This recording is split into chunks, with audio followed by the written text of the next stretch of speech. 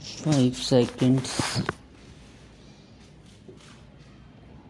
This strategy opens up huge employment opportunities and will take the country on a sustainable development path. This budget proposes several near-term and long-term actions accordingly to facilitate domestic manufacturing for the ambitious goal of 280 GW of installed solar capacity by 2020. An additional allocation of rupees 19,500 crore for production linked incentive for manufacture of high efficiency modules with priority to fully integrated manufacturing units for polysilicon to solar PV modules will be made. The circular economy transition is expected to help in productivity enhancement as well as creating large opportunities for new businesses and jobs. The action plans for 10 sectors such as electronic waste, end of life vehicles, used oil waste, and toxic and hazardous industrial waste are ready. The focus now will be on addressing important cross-cutting issues of infrastructure, reverse logistics, technology upgradation and integration with informal sector. This will be supported by active public policies covering regulations, extended producers' responsibilities, framework and innovation facilitation. 5 to 7% biomass pellets will be co-fired in thermal power plants, resulting in carbon dioxide savings of 38 MMT annually.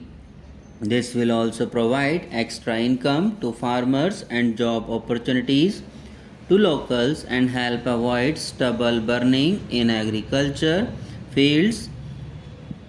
Saving energy is an important aspect of energy management, hence energy efficiency and savings measures will be promoted. This will be done in large commercial buildings through the energy service company business model. It will facilitate capacity building and awareness for energy audits, performance contracts and common measurement and verification protocol. 4 pilot projects for coal gasification and conversion of coal into chemicals required for the industry will be set up to evolve technical and financial viability. The policies and required legislative changes to promote agroforestry and private forestry will be brought in. In addition, financial support will be provided to farmers belonging to scheduled caste and scheduled tribes who want to take up agroforestry. Capital investment holds the key to speedy and sustained economic revival and consolidation through its multiplier effect. Capital investment also helps in creating employment opportunities, inducing enhanced demand for manufactured inputs from large industries and MSMEs, services from professionals, and help farmers through better agri-infrastructure. The economy has shown strong resilience to come out of the effects of the pandemic with high growth. However, we need to sustain that level to make up for the setback of 2020-21. As outlined earlier, the continuous cycle of investment requires public investment to crowd in private investment.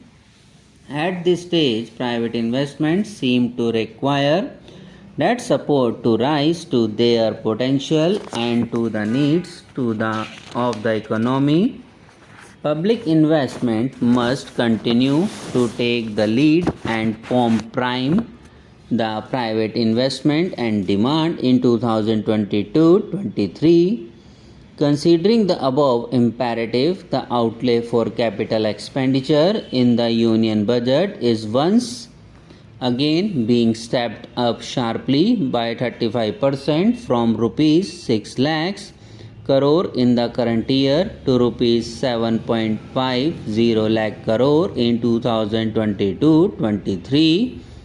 This has increased to more than 2.2 times the expenditure of 2019-20. With this investment taken together with the provision made for creation of capital assets through grants in aid to states, the effective capital expenditure of the central government is estimated at rupees 10.6 lakh crore in 2022-23, which will be about 4.1% of GDP as a part of the government's overall market borrowings. In 2020-23, sovereign green bonds will be issued for mobilizing resources for green infrastructure.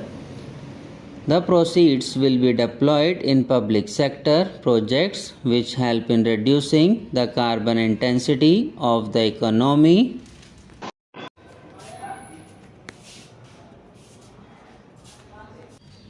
World-class foreign universities and institutions will be allowed in the GIFT City to offer courses in financial management, fintech, science, technology, engineering and mathematics free from domestic regulations except those by IFSCA to facilitate availability of high-end human resources for financial services and technology.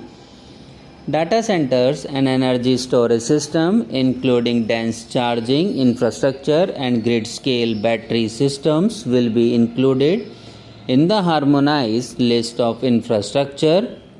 This will facilitate credit availability for digital infrastructure and clean energy storage. Venture capital and private equity invested more than rupees 5.5 lakh crore last year, facilitating one of the largest startup and growth ecosystem. Scaling up this investment requires a holistic examination of regulatory and other frictions. An expert committee will be set up to examine and suggest appropriate measures.